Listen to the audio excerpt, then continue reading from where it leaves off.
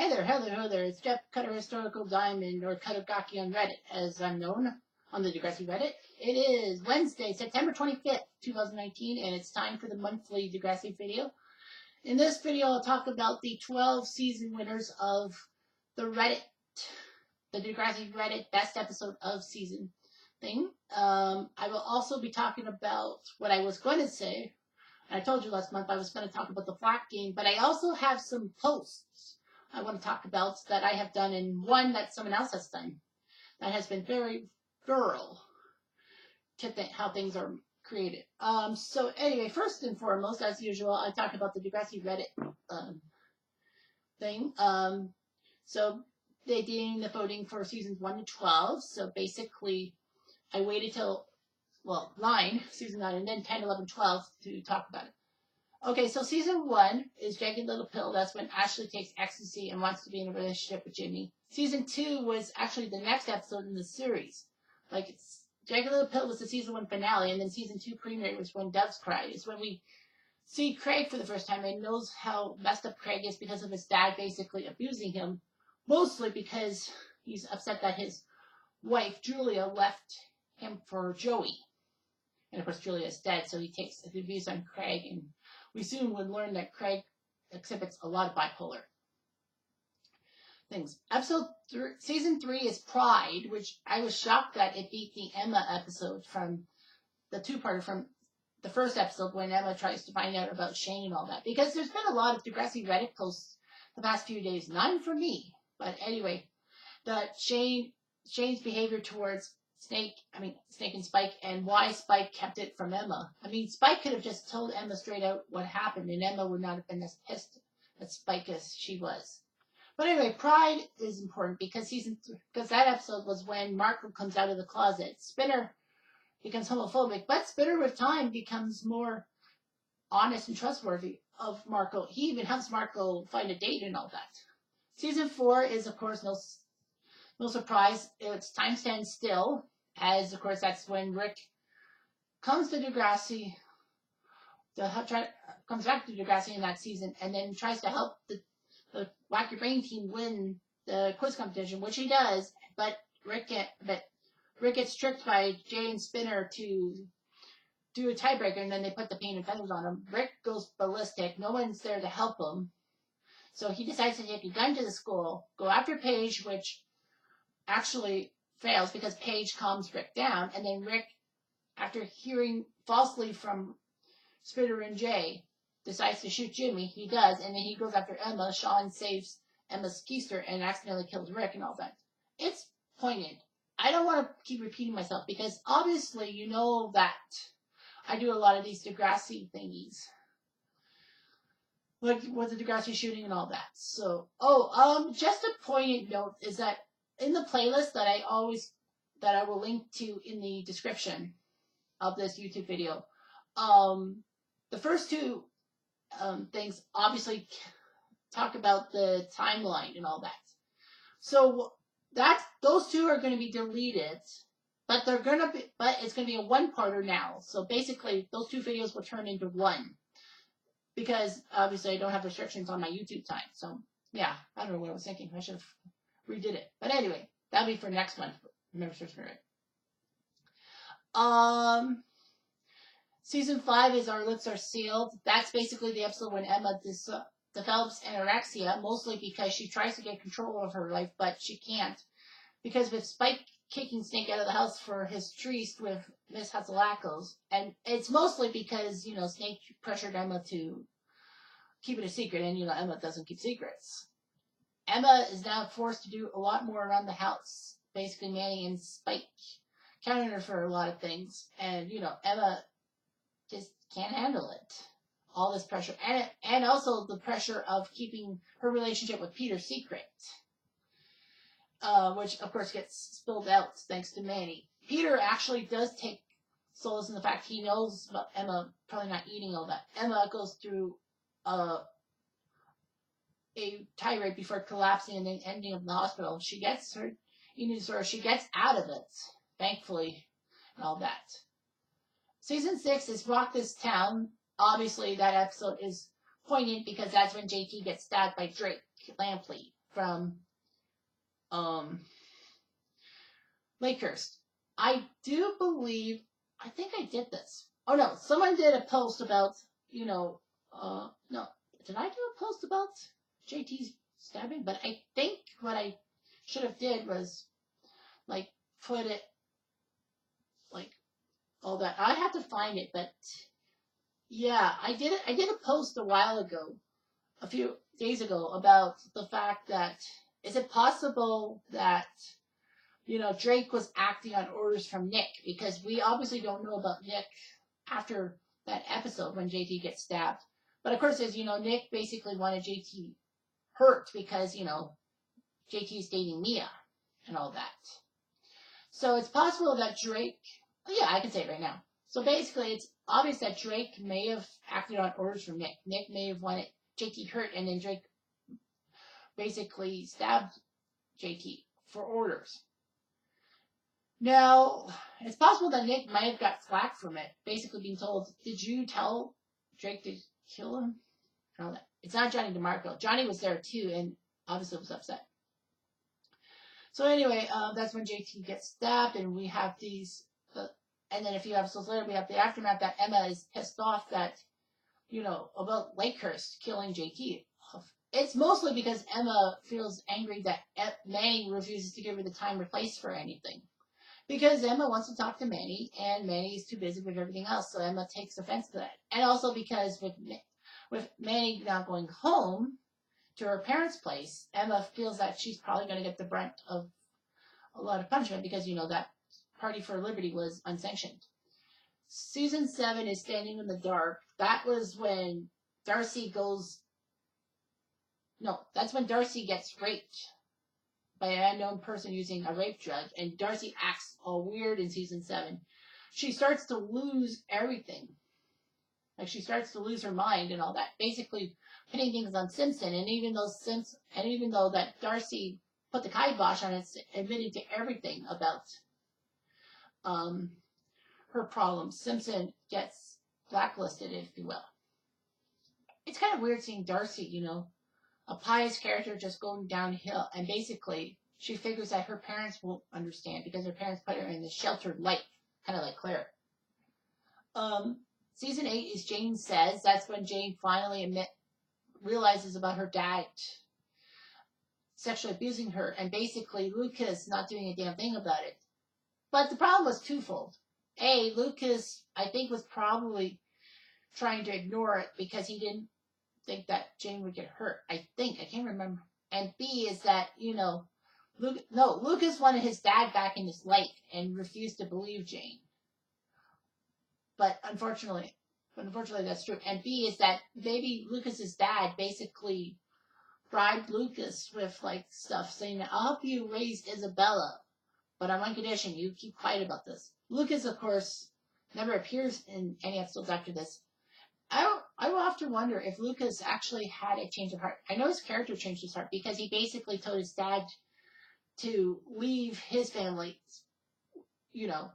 his mom, his sister, and his daughter alone. And Lucas says, I wish I was there for you. Everyone said that because Lucas was so desperate to have a father in his life, and that's possibly why he's not a good father himself. All that. But anyway, season 9 is Beat It. That's when Riley has to come out of the closet and all that, and everyone is not so accepting of him. Season 10 is My Body is a Cage. That's the key one because that's when Adam comes out as being transgender. Adam used to be a girl named Gracie, and now wants to be a boy who wants to be like his brother Drew and all that, and faces the changes. But unfortunately, Adam's character takes a downturn in season 13 when he's killed off. I mean, I know the actor, or actress, I should say, didn't want to do it, but I mean, the transgender issue, it was groundbreaking in Degrassi, and on Canadian TV, if you will. Of course, for you American viewers, you gotta remember, Degrassi is Canadian. So anyway, and I'm from Canada, so whatever. So anyway, My Body's a Cage. Season 11 is Take a Bow. That's when Fiona relapses after, Fiona was an interesting character, having so much going for her, being a diplomat, daughter, and then all of a sudden she gets in a few violent relationships with Bobby and, you know, alcoholism and all that. And then she realizes that she's a lesbian. Kind of strange, but yeah. And season 12, they just completed this, and it was no contest. It was bittersweet sympathy. 34 votes were in for that, and only one voted for the other, for the second place episode. So anyway, bittersweet sympathy. It was basically one of the best because, you know, Cam had troubles with hockey and all that. Nobody understood him. Basically, they laughed at him for having a relationship with Maya. And basically, Cam just couldn't take it being away from home. I mean, homesickness is huge. And then, of course, he kills himself in the JT York Memorial Garden. Eli finds him hacked. Maya doesn't know how to react at first. She dismisses it, but she can't bring herself to destroying photos of Cam because Cam was her true love. And, you know, in later seasons, you know, Maya had her depression. It was never solved for like 4 or 5 years. And then all of a sudden, you know, she was hoping her and Cam were endgame. And basically Maya wanted to kill herself to be with Cam. But that didn't happen. So anyway, so that's that part of the video. Now we'll do some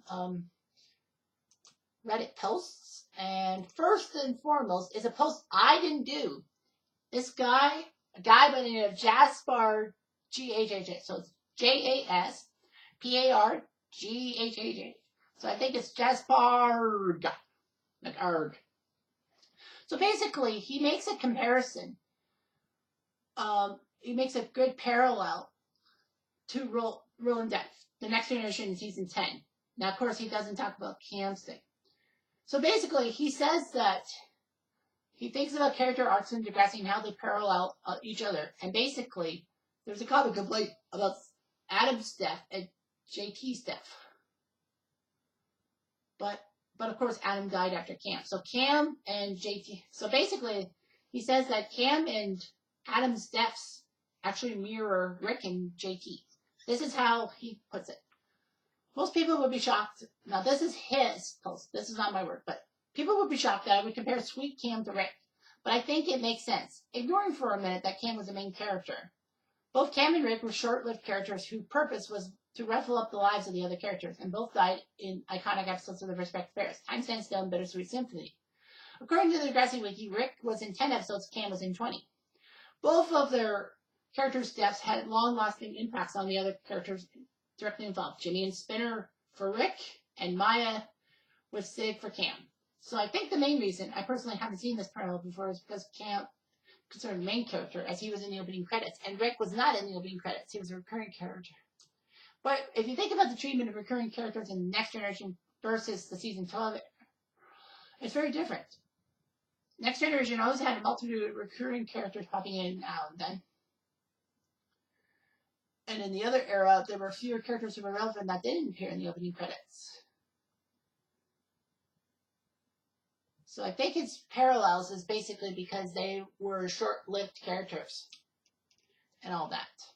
The parallels between JT and Adam are much clearer. Both have been on the show for quite a while. JT for 83 episodes, Adam for 78.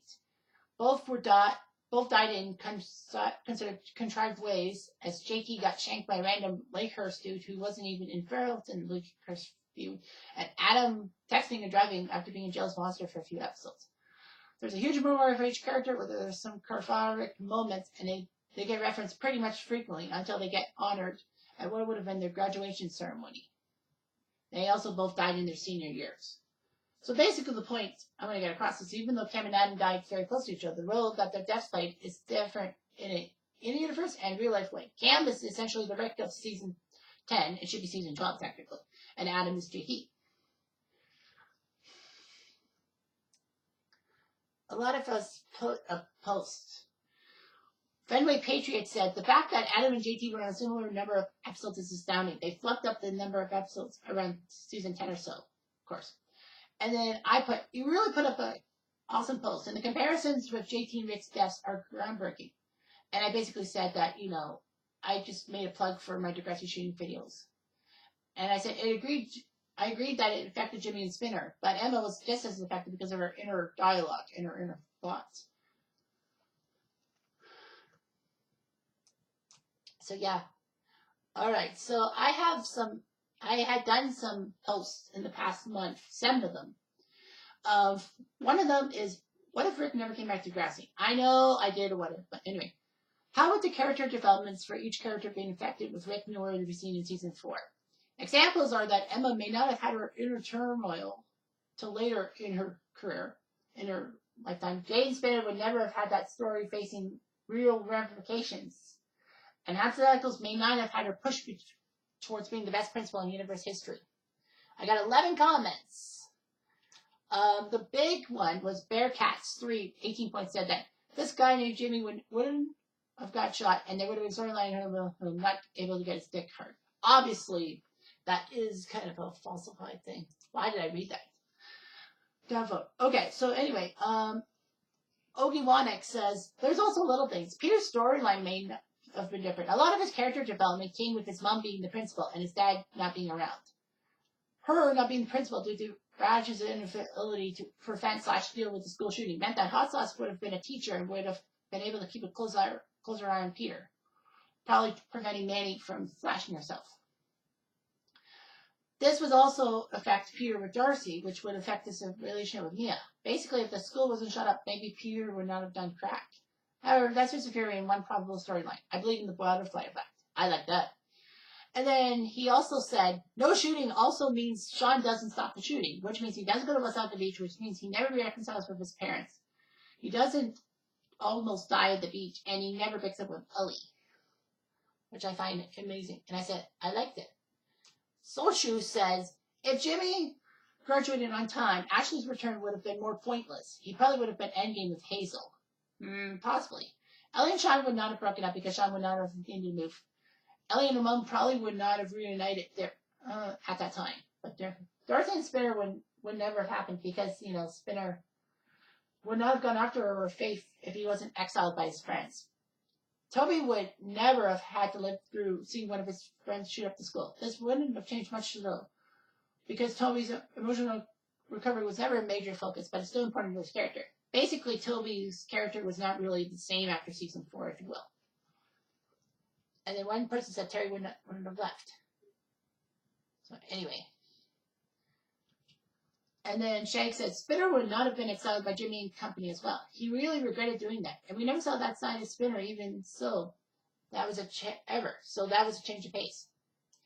A note I'd say on that is that, yeah, Spinner knew he was going to have to go through hell to get his friends back and all that coming back. And he did it. Give the man credit. His character was greater. So anyway, so another one is Craig's character arc in season 4. Now this is what I said. A little known fact about the two-parter Time Stands Still was that Craig did play a big role in the B plot and the A plot of Time Stands Still when he tried to help Joey with his house by trying to talk to Sydney. Unfortunately, Joey gets pissed off, and even though Craig was sick legitimately, Craig went to school to avoid Joey's wrath. Joey would then later admit that Craig was right the whole time. But then he had the bad luck to see Jimmy shot in the hallway and was shocked beyond all doubt. My point is that would Craig's character arc in season 4 have been different if he just stayed home that day? Covered in Rain said, quote, I think they didn't emphasize enough on the trauma of seeing Jimmy shot. Like he had so much happened between his dad, the Ashley Manning thing, and then bipolar. They missed a chance to foreshadow his bipolar diagnosis with this one. One person said, for me, there's some foreshadowing when he strangely get hooked on the idea of having a family with Manny, or when he goes off on spending his dad's cash on a guitar. I don't know if it's true foreshadowing. Not really.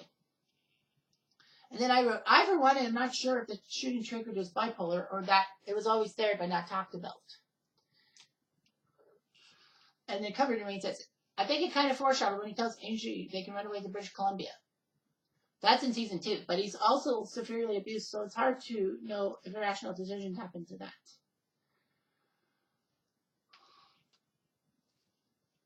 So anyway, yeah, they talk about Craig in the past. Emmer said his dad was bipolar. That's why he acted the way he did. The highs and the lows. I think it was exasperated from the fact that he saw Jimmy being shot. And I think the age that it was in the show is the normal age of first symptoms of bipolar being shown. And then producer Maddie said, quote, I don't think so. Bipolar is a chemical imbalance in your brain, not something brought in by trauma like PTSD. Mood swings are random, not brought on by triggers. In my opinion, there are other signs of his bipolar, how he acted when Manny was pregnant and taking Angie to BC. I also think his dad was bipolar because the disease was hereditary. Obviously, it was because they talked about it in Voices Carrie basically saying that Craig's dad was a little kooky and that Craig got the hereditary disease. And then, like 9 days ago, I wrote this. Season 4 of Next Generation was when Sean tried to calm Rick down after Rick shot Jimmy in the spine and wanted to shoot Emma because she, quote-unquote, let him alone. Let's not forget Sean's role in that the school shooting would have been way worse without his intervention. Point being, would anyone have saved Emma from a bullet if it wasn't Sean? Here's why. Emma spent a good chunk of Season 4 pissing off Degrassi students and teachers, possibly. Emma lost Liberty and Manny as friends after her jealousy towards Chris and Liberty hooking up after Emma lost Chris in the summer. And she pretty much lost the school's sympathy when she protected Rick during the Orange Ribbon campaign against domestic violence and being called a hypocrite.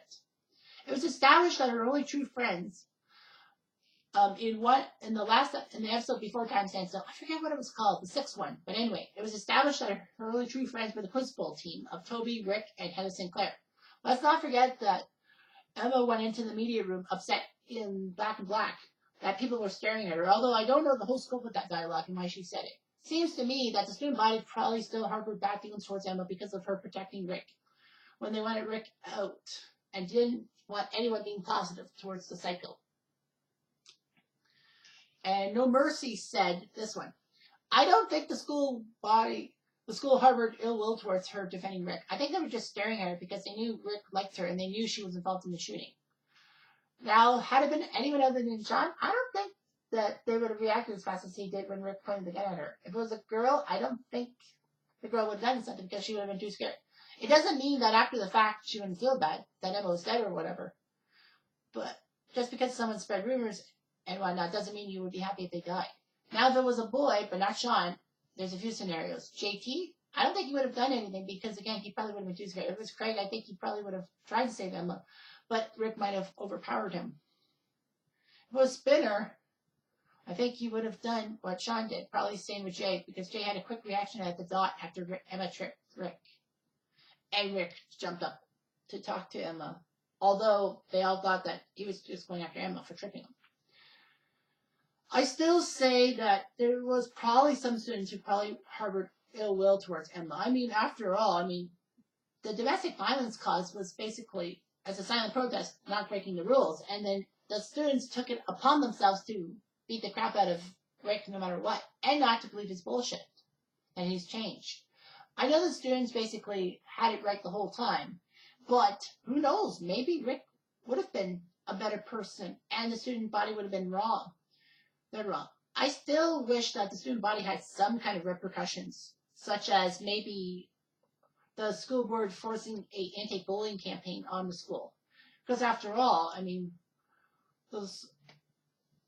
the school board finds out that the school was bullying Rick to submission. And also, they could add that to the fact that Radich never stopped that. Anyway, speaking of him, Mr. Radich, here's what I said in a post a while ago. I know that he was principal and an authority figure carried over from the Degrassi High era and didn't really change with the times, as he was basically revealed as not willing to help students or understand their issues as he had in the 80s and 90s. But did he really have a good moment as principal in Next Generation during his tenure? As in, was there an episode that showed his human touch? Other than the example I made in Season 2 when he basically told Craig that Craig can stay home from school after losing his dad and not get penalized with failure and all that. And basically when Craig hallucinates about his dad and tears down the Hawaii stuff for the dance, Radich basically tells him, don't worry, just let him cool off. I will go talk to him. And basically Terry talks to Craig and everything's happy. It would be nice to know, because technically I only know his character as the one who didn't like Emma's causes, especially the domestic violence and I meant to say genetically modified foods. Fuck me. Went overboard with punishing the Breakfast Club, quote unquote, with Saturday detention when a week's detention on a weekday would be suffice. And worst of all, not reading Rick well enough to know that Rick was being severely bullied and told Rick to suck it up. Now, another example is that in the deleted scene that you don't see, he basically Snake talks to Raj saying that, what are you going to do to help Rick out? He can't do any more harm if he's at home. Snake doesn't believe it. And Raj basically says, this is not preschool and making friends is not part of the curriculum. Obviously, he misread that situation because, that's him. So anyway, there's a few people talking about the Breakfast Club. Not really a lot of people talk about it, but Rotten to the Gore says, the vibe I always got was that he had kind of grown jaded and apathetic, as teachers often do, especially in a high school setting. We never talk of unions or petty staff beef, but it seems like a lot of teachers grow to fucking hate their jobs around. But also to note that I think he probably also says that, I know Figa Sista said that he was into his role. He was comfortable with his job and he didn't care about anything. Like he thought he had everything figured out, but no. Wrongo, buddy. Fuck you. So anyway, yeah. I mean, it's kind of strange. I know that the writers tried to make him human and all that, but it didn't really work out. I mean, we did see him in a kilt on International Culture Day, which was funny. And then the medicine ball from Switzerland in the Breakfast Club send-off. That was cute, but I didn't really see anything. And I know that he allegedly would have had a tryst with Miss Hatzelackos because there was a related scene of him kissing Hatzelackos and all that. I mean, the guy never married. I don't know if he ever married or had kids. Basically, he was married to his job. I don't know. We'll see about that. Next is Rick's parents might not have got justice for their son's death. Another post I did. Quote, as we all know, Rick chose to bring gun to Degrassi, nearly shoot Paige, put it away. He puts it away, but gets conned by Jaden Spinner that Jimmy was behind the whole thing. Shoot Jimmy. And nearly got Emma before Sean saves her life. My thinking is twofold. A, what repercussions could Rick's parents have had to deal with because the gun was easily accessible for Rick because, he easily pulls his dad's pistol out of it. Thing in his desk. And number two, could Rick's mom have wanted answers to do with the shooting from the administration/school board, only be told that your son is a school shooter, basically negating everything because Rick is the evil one. Bear in mind, this was 2004, and thinking may have been different than the law's point of view. And then one guy said, Frostwolf says, I hope the Degrassi students brought a civil suit against his family. Imagine poor Terry afraid to go back to school after coming out of the coma Rick put her in. But that was terribly wrong. But basically, Ogie Wanek says, quote, there is a good chance that his parents were ignorant to the fact / unaware that of Rick's previous accusations of abuse. The McGregors never pressed charges on Rick, so it's possible that Rick's parents didn't obviously know. Although I have to say that, they pulled Rick out of school for retribution. I think they knew. They had to. Oh yeah, I said something. But anyway, we have to assume, according to the canon, that since we don't know much more, that Rick's parents looked at the situation that their son is, as though he was bullied in that type of case. A civil suit will only really work in the case of Murray versus Degrassi, since Rick was being bullied in school, did nothing. Someone says, his mom knew everything. I said, exactly. She obviously had to know because, she wanted Rick to go to a new school and avoid Degrassi. So not a lot was answered for me. But the fact of the matter is that, the last time we saw Rick's mom, she was grieving over her son and all that. And being blissfully ignorant of things with Toby and JT. To me, I believe not a vampire when they said in the video that Rick's parents may have had to leave town or be charged with a crime because, their son had been a school shooter and they didn't know about it. But you also obviously have to blame Rick because if Rick was more straightforward with his parents, then this bullying would not have happened. It would have been nipped in the bud and we probably never would have had a school shooting. a much better outcome in my mind. So next becomes, could have been worse for Spinner and Jay. This is what I said. As we know from Eye of the Tiger, Spinner and Jay were expelled over their involvement in the Pink Feathers prank that saw Rick go over the edge. What is probably not known was that Hatsuleko's actually made her judgment due to the zero tolerance policy and not due to the fact that Spinner and Jay had pinned things on Jimmy. In other words, I think she had no clue that Spinner and Jay were kind of responsible for Jimmy being targeted because Spinner never told her that. So practically, what I'm saying is that Hatsuleko's expelled those two because of the painted feathers thing, and that she didn't know about that. Is it safe to say that if the school board knew this fact, Spinner and Jay would have had to answer to the police? And if so, what was their fate? And of course, Jay was wrong about his statement that the school forced Spinner to confess and needed him as a scapegoat. The school had no clue that Spinner and Jay set Jimmy up for failure, and the expulsion was due to the prank, because Spinner never told Hatsulakos about the fact that they caused Jimmy to be shot. So basically, Ogiwanek says that Spinner and Jay during the events of season 4 were minors. Obviously, they could have been sued by the Brooks family for their part in Jimmy's paralyzation, but once they graduated, their lives would have been back to normal. Under Canadian law, criminal juries' names cannot be released publicly for any reason. And then one person says, but would Hatsulakos report them to the police after Spinner confessed, unless she didn't want to go that far? I think she would have had to. The school board would have had to know about things. So yeah, I didn't really get much about that. So anyway, I was going to do something called the flat game. And then I said that in the August video, I talked about having viewers go to my Reddit post about the video to talk about who deserves more flack, less flack, and same flack. But basically, I decided to do the text post. So anyway, I listed 10 characters and a number besides the name for the amount of flack they should deserve for the shooting timeline. And I said, your goal is to tell me who deserves more flack, less flack, and the same amount of flack. I listed the 10 people.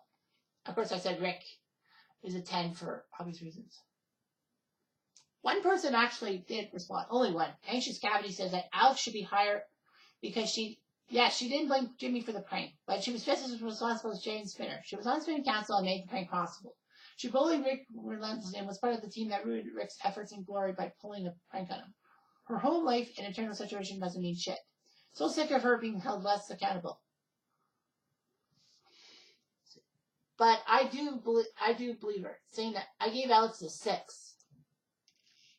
But yes, Alex should have gotten a higher number. So anyway, this is the numbers I put on them. Jay gets a 9.5 from me. Lack of empathy and basically telling Spinner what to do to avoid suspicion for Pain Feathers prank. I could also have stated that Jay deserves a high mark because basically he's the one who told Rick everything was cool and basically made Rick an easy target for Jay and Spinner because they knew that that Rick would have not thought that they were up to something. Spinner gets a 9 from me, saying that doing the bullying and basically going along with Jay's suggestions made him higher. And obviously not telling anyone anything. Basically keeping it internal until he saw Jimmy and thought he would do the right thing. Jimmy, of course, was wrong because, saying that he didn't have to confess. Spinner had to confess. Spinner knew that he was toast. And if it came out that he did this stuff without him confessing, it could have been much worse for Spinner. Now, of course, Spinner gets lower than Jay because basically Jay was the one who put things in Spinner's ear, and Spinner actually wanted to tell everyone the whole truth. And then you got Raj. I gave him an 8. I said leaving Rick alone at the worst possible time and shirking some responsibility to do with the bullying was why he got a higher mark. I mean, yeah, he could have gotten an 8.5, but I know that he obviously didn't have a clue that Rick was going to shoot up the school. Obviously. You can't. You're right. He was right when he said to Snake that I have 700 students and I can't be held, and I can't foreshadow seeing one student bring a gun to the school. He's right. He's totally right. And Raj obviously gets lower marks for me because now I've learned about his character. Emma, I said, got 7.5 because she did start the campaign to get rid of Rick and his domestic violence. Things that got Rick good guy logic. I know that, if Emma hadn't, helped Rick out, like protecting him from the bullying and all that, Emma probably would have got a lower score. I mean, yeah, I would have given her like a 5 or 6 for not protecting Rick when she did, but you know, Rick was attached to Emma, and basically the student body didn't want anything to do with Emma because they called her hypocritical. The student body gets a 7.5 from me. Well, there's some students there, but mostly the student body gets 7.5 because they went against Emma's vision for the silent protest to make Rick's life a living hell. Now, the reason why they're not that high, like I would have given them 8.5, but I took a point off because obviously they didn't know Rick was going to shoot up the school and all that, and practically that they were right the whole time that Rick was a psycho. So yeah. Rick's parents, I gave them 8.5. They were, especially his mom. His mom was blissfully unaware of Rick's hell and Degrassi season 4. But basically, the parents had a firearm that Rick easily accessed and all that. I mean, maybe they wanted answers and all that. But as I said, they probably were told that your son's a school shooter. We don't have to help you. I don't know why that would happen. But anyway, that's the way it was. I gave Snake a 6 because he did admit that he should have done more. But basically, because he admitted his stuff and he tried to get Radish to understand everything, I clipped him from an 8 to a 6.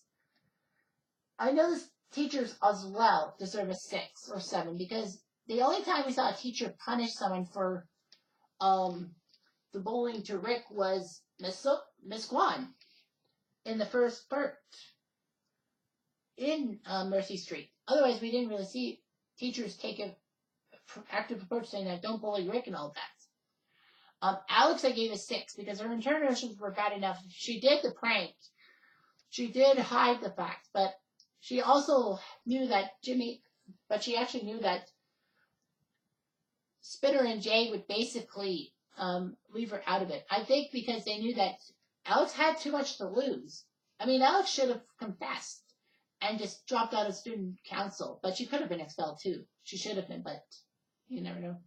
I gave Paige a 5.5 because she did talk Rick off the ledge. She did admit her faults, but she also said that everything was terrible.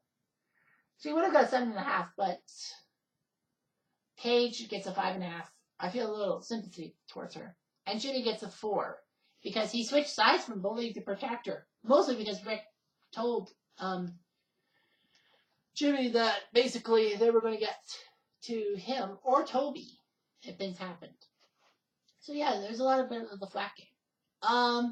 So anyway, a quick note about my video for October is that yes, obviously I'm going to probably be doing the video and talking about the Degrassi Reddit best episode list and go from 12 probably a few more seasons. It's important to know that yes, for some reason they decided to put the timeline as the shooting happening on October 31st. Not the episode, but basically just the whole event on October 31st. So on Halloween, there will be plenty of videos to do with this Degrassi thing that I will be taping during the month, obviously, because I don't want to go overboard and lose my voice. So yeah. So the first video you'll definitely see in October is talking about the Degrassi Reddit thing. And basically I'll just do a separate video. And then I'll get more into the shooting timelines and all that. I might be talking about a few other topics that are not shooting related. Now, a clear note is that a lot of people are probably thinking that, am I obsessed with school shooters? No, I'm just obsessed with the school shooting timeline from Degrassi because it was a game changer. It changed the Degrassi franchise forever.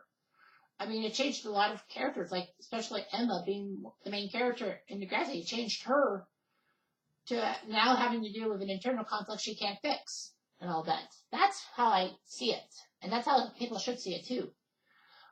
So anyway, I don't condone school shootings. School shootings should never have happened in the first place. It's a terrible fact, and you should know that in no way do I have any affection towards school shootings. It's just the storyline.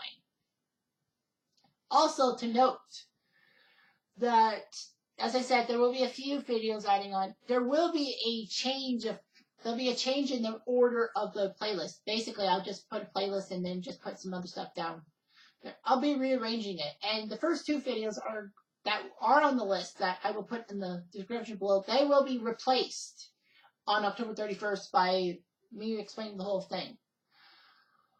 Okay, and I am considering doing a few things. I don't think this will happen, but I'm going to try. I'm going to try to get Not a Vampire to do not a compilation video, like to do a video together, because I would like for me to do a video that is put on their channel and a video that I'll put on my channel. Now, for disclosure, I'm going to say this, that Not a Vampire now wants to be known as a pronoun as they or their. So that's how I'm going to be providing it. Now, I know I called Not a Vampire she and all that with all my stuff, but the account told me that their personal pronoun is now they or their, so I have to obey that. So I'm glad that they understand. And please do not hate on Not a Vampire because of their non-binary stuff. If you do, I'm not going to be happy with that. So anyway, I'm going to try to get Vampire to do a few videos. One on their YouTube page and one on mine. I think I know I already said that, but I'm going to reiterate. I'm planning on doing like TV reports, like simulating TV reports about the Degrassi thing. But I'll probably make it the no bullshit edition. That means that basically I know that, when Spinner, for example, when Spinner and Jay got caught, Spinner and Jay got caught and Rick, died and all that. They didn't release the names on the news, but this is the no bullshit thing that I'm basically going to name drop and basically have no bullshit. Like, that's just me. So yeah, so that's what I'm planning to do. If you would like to help in any way, shape, or form with how I put it up, the best way is either giving me a private message, like a private message on the Reddit page, Kuttergaki, and I will read it, or giving me a direct message on Twitter. My Twitter handle is CutterTML. I know I don't use it as much, but I will look at the direct messages and I will respond as much as I can, okay? So if you want to help out, that's perfect. I would love to get some help for this. The deadline will be October 25th. I will make it, you have 1 month and all that. But I will still do the October Reddit thingy. Alright, so that's all I've got for today. Have fun, and October is going to be a macabre type of videos and all that. I will try to keep it as decent as possible. But you know me.